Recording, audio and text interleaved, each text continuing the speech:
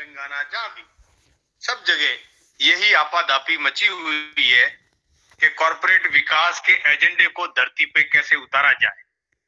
इसी एजेंडे की ही तहत ये Rajasthan rising global investment summit हुआ है जयपुर में दिसंबर में। फीचर्स जो आंकड़ों का वो बता दिया, लेकिन उसमें मोटा मोटा जो बात ये आई है अब तक जो है वो ये है कि मोटा मोटी 77% जो ऊर्जा क्षेत्र का ही है, जिसमें खास तौर पे सोलर और पवन ऊर्जा, आंकड़ों के दृष्टिकोण से नहीं बल्कि परसेंटेज के दृष्टिकोण से 77% जो एमओयू है वो इसके संबंध में है।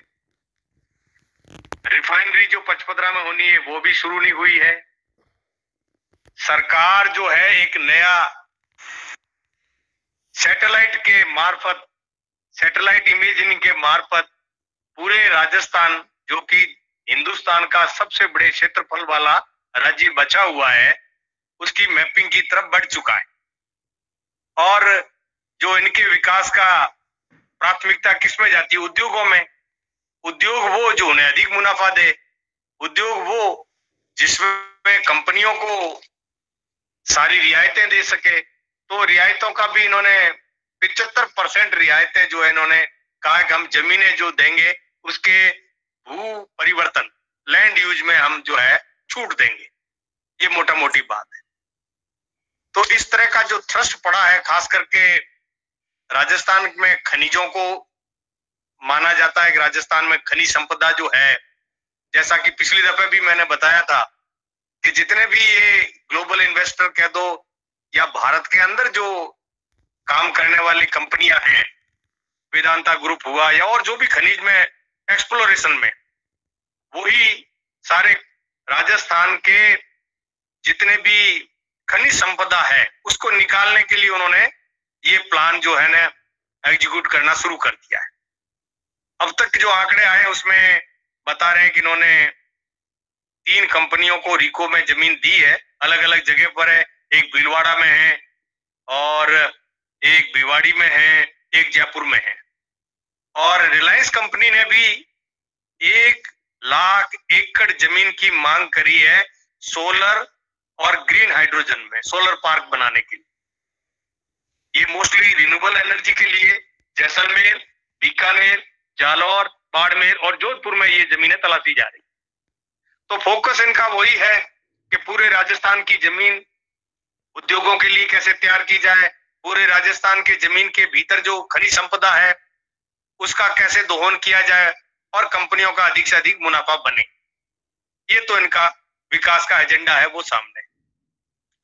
अब इस दृष्टिकोण से अगर देखें, इनके भीतरी जो बातें हैं, वो राजस्थान का जो पूर्व सीएम है, राजस्थान के पूर्व सीएम अशोक गहलोत जी का भी स्टेटमेंट आया है कि मैं इस पे कोई ज्यादा बात तो नहीं करूंगा, लेकिन कि अगर 15% भी अगर ये जमीन पे उतर जाए तो बहुत बड़ी बात है, ऐसा उनका अखबारों में लिखा हुआ आया है। लेकिन अपन ये मानते हैं कि इस तरह के प्रोग्राम से ये जो निवेश के नाम पर जो खनिज संपदा ढूंढने और सोलर के लिए जमीनों के तलाशने से कृषि का रकबा कम होगा, कृषि का क्षेत्रफल कम होगा, चरागाह खत्म होंगे। और ऑलरेडी जो राजस्थान की सबसे बड़ी कठिनाई है पानी की, क्योंकि इसमें कई उद्योग पानी के बगैर चल नहीं सकते, तो पानी के संकट को और बढ़ाएंगे। ये 3 मोटी मोटी बातें हैं। खास करके भूमि के क्षेत्र में कृषि भूमि, चरागाह भूमि। चरागाह इसीलिए राजस्थान के लिए जरूरी है, पहले भी राजस्थान पशुपालन के मामले में यहाँ की आजीविका के साथ में कृषि के साथ साथ आजीविका जुड़ी रही है। चारागाह वैसे ही कम होते जा रहे हैं, दिन ब दिन वनों के भीतर चारागाहों की कमी हो रही है। और जो चारागाह स्थान है वहां भी खनिज ढूंढने के नाम पर खनिज विभाग जो है प्लॉट काटने की दिशा बढ़ चुका है।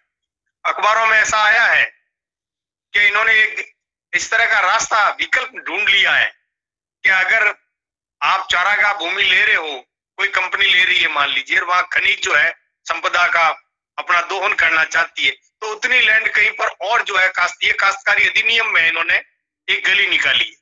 तो कहने का मतलब यही है कि कुल मिला के राजस्थान के इतने बड़े भूभाग पर उद्योगों को प्राथमिकता रखते हुए कॉर्पोरेट विकास के एजेंडे को ये जमीन पे उतार रहे हैं, जिससे कृषि का क्षेत्रफल कम होगा, पानी की ऑलरेडी जो पहले से ही कमी है, भूजल का दोहन, राजस्थान के जितने भी ब्लॉक हैं पानी के, उनमें से करीब 70-80% जो डार्क जोन में है और भी तेजी से बढ़ रहे हैं।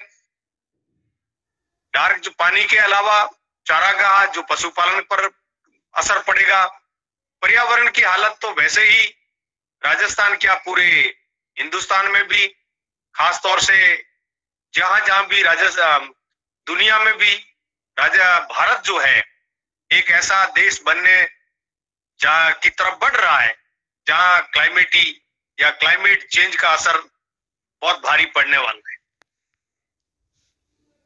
ये जो निवेश के नाम पर जो ये लाए हैं समिट, उसका फोकस तो है ही, लेकिन लोगों को लुभाने के लिए क्या हमें रोजगार मिलेगा इसमें, आपके जहां पर भी ये उद्योग लगेंगे वहां लोकल लोगों को लगाएंगे, इस तरह की प्रोमिसेस भी लोकल जो जितने भी एमएलए एमपी है वो कर रहे हैं। लेकिन इनके पुराने जो रिकॉर्ड देखते हुए, क्योंकि सोलर और विंड एनर्जी राजस्थान में अभी नहीं आई है, पहले से भी काम कर रही है, वहां के हालात भी ये बताते हैं कि इसमें मानवीय जो अफेक्ट है इस जमीन पर उतरने का, वो पर्यावरण को और बिगाड़ेगा, चारागाह को कम करेगा, एग्रीकल्चर लैंड को कम करेगा, वहां हो सकता है वहां के विस्थापन हो, लोगों का तो होगा ही होगा, पशु पक्षियों भी वहां से विस्थापन होगा, जहां बड़े बड़े पार्क लगाए जा रहे हैं। बड़े दो जो सोलर पार्क जिसमें उन कंपनियों को 30% केंद्र सरकार देगी, ऐसा भी इसमें प्रोविजन किया हुआ है, बड़े बड़े सोलर पार्क बनाएंगे।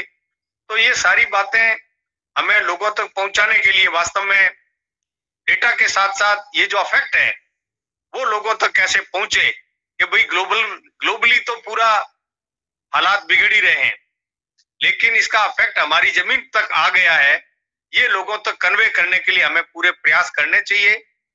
तो राजस्थान के पैमाने पर हमारी कृषि कम होगी, हमारे चारागाह कम होंगे, खनिजों के उत्खनन से यहाँ की जमीन में जो पानी का वैसे ही संकट है वो और बढ़ेगा, और यहाँ की लोगों की आय जो वैसे ही लगातार घट रही और घटेगी। यही मोटे मोटे प्रभाव सामने दिख रहे हैं, यही बात हमें लोगों तक पहुंचाने की जरूरत है। धन्यवाद।